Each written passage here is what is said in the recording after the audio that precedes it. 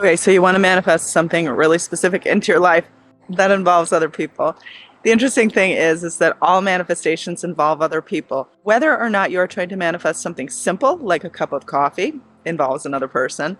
If you're trying to manifest more business clients, specific people again. If you're trying to manifest love, a healed relationship, it involves a person. Parking space, it involves a person. All of these instances involve people. This is a rich universe filled with all different expressions of the same thing. We are all connected. So in this way, none of us really do have free will. We're all sort of connected in ways we don't even want to admit. Okay, so when I just said everyone has free will, you might have panicked.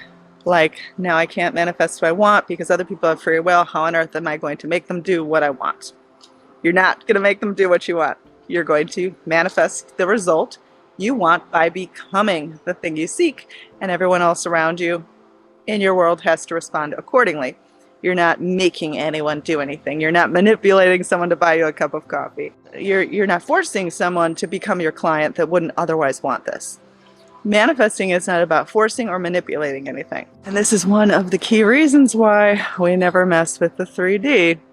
Because when we start thinking we have to do something external to bring about a particular result, instead of realizing everything starts from within, that is when we, in fact, are messing with the middle and manipulating, forcing. It backfires. It doesn't work. So the cool thing about manifesting is everything involves another person. Whether it's someone you know, someone you don't know, it's basically an orchestration of different people doing different things to bring about a particular result. When you manifest, people, circumstances, events all rearrange to fit the new mold, the new you. But here's the key indicator. It's you that has to change first. You. And yes, we all have free will. And don't let this idea scare you. Because see, you are that special to manifest the love of your life. You are that special to manifest unlimited clients. You are that special to manifest as many free cups of coffee as you want. You get the idea. So when you hear that everyone has free will, don't let it scare you. Don't let it frighten you. Don't let it suddenly make you think, well, I can't manifest, because they're just going to want something different. Why would they necessarily want something different? You don't actually know what anyone wants, but you do know what you can become. What you can become. Like you are not in control of forcing someone else to do something, and you shouldn't try. Manifesting is about changing you. So when you change you, the way people respond to you becomes different by default through their own free will.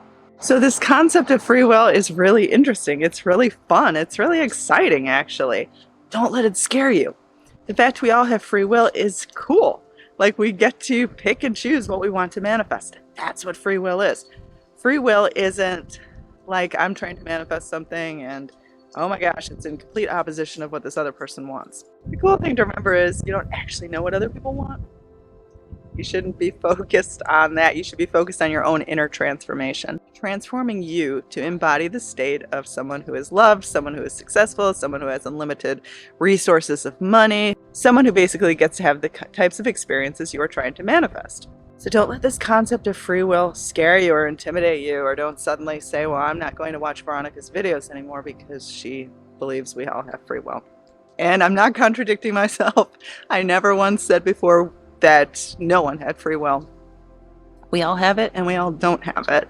Because see, free will is very misunderstood. The best definition of free will is the ability to pick and choose your own thoughts. You have the free will to choose to focus on either what you love or what you fear. You have the free will to do that. Free will to choose for you. Now the cool thing is we're all connected. We're all different expressions of the same creative force. So when we have a pure desire, an intent from our heart, not to control someone, not to manipulate someone into leaving their parking spot or into buying us a free cup of coffee or forcing someone to love us, when we don't try to manipulate, we don't try to force, when we come from a free and loving place for the highest and best of everyone involved, we freely manifest the exact behavior we want from other people. But it comes from a state of detachment. It comes from a state of wanting these things in our life because it will enhance it, not because we desperately need it, not because we desperately need another person to love us, not because we desperately need money to feel better about ourselves, but rather enhancements. More money will bring about more expansion, more experiences, more opportunities to see the world, to be giving, to have a better lifestyle. Having someone to love will not complete us, but will rather enhance both of our existences so we can flourish, we can grow together. See the difference? You will always succeed in manifesting when it comes from a place of detachment. And detachment doesn't mean you're suddenly convincing yourself you no longer want this. Detachment means that you have a good understanding of why you want something. There's no desperation involved. There's no neediness. Now, I know that the lines can get a little blurred when we're coming from a place of money in terms of our survival, like rent money. That can almost feel like, well, how can I make that a preference? And that is, that is a tricky one. But the key is, even in those types of dire situations, even like health-related things, like how can you prefer to be healthy? You can't really prefer that because the alternative sucks so badly. But I think in instances of that, you have to focus on what you do have in your life to be grateful for. And this idea that the day will come when you will have enough rent money, when you will be healed and well. So again, there isn't an urgency. It's sort of an understanding that it'll come at the right time. And even if I'm, uncomfortable right now, even if I'm struggling right now, the struggle will end. It will not last forever. One of the most eye-opening things that you can do, though, is to see the people in your life as harmonizing with the types of experiences that you want. And this really helps in terms of a falling out in a particular relationship in your life, whether it's love, someone's ghosting you, maybe you went on one date with them, or maybe it's your sister who is mad at you for some unfair thing and she isn't talking to you, or she's being really cruel. We want to heal a particular relationship. Like, I'm sure that there's a relationship right now in your life that is frustrating you, that is causing you pain, that isn't working, that you would like to have be made better. Maybe you want an apology from this person. Okay. When this person comes to mind, what is the first thing that you imagine? If we're not coming from a mindful place, the first thing we usually imagine is the problem. For example, being ghosted. For example, the argument that happened with your sister. For example, the fact that clients keep rejecting you. They don't want to pay you. They say you're not worth it. Like, you're going to fixate on the problem, on the lack. That's where we go to first. In order to manifest the outcome you want, it's important to omit the reinforcement of the behavior you don't want, and to somehow come from a place of seeing this person as actually being able to be in harmony with the thing that you do want. So your sister, you've had this falling out. It's just an example, but it's a family relationship or relationship of any kind. You've had a falling out.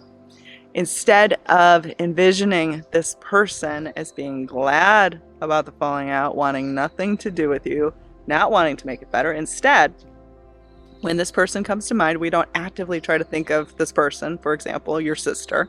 I don't even know if you have a sister, it's just an example. But we don't reinforce this idea that they're glad of how things are. Like, if you're not glad of how things are and you want it to change, wouldn't it stand to reason that this person could also? As human beings, like, we long for contentment, for peace, for harmony, for reconciliation, for love, for healing. Those are the things we want.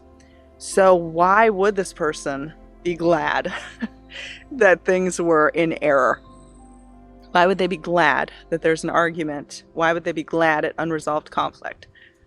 So I want you to, when this person comes to mind, seeing this person as also desiring this harmonious resolution. That's really all it is. Enroll in my free 10-day Manifesting Miracles course, studywithveronica.com, personal mentorship there as well. Subscribe for all the tips, tricks, and hacks you need to live your best life ever. And I'm wishing you all the miracles in the world. You deserve it.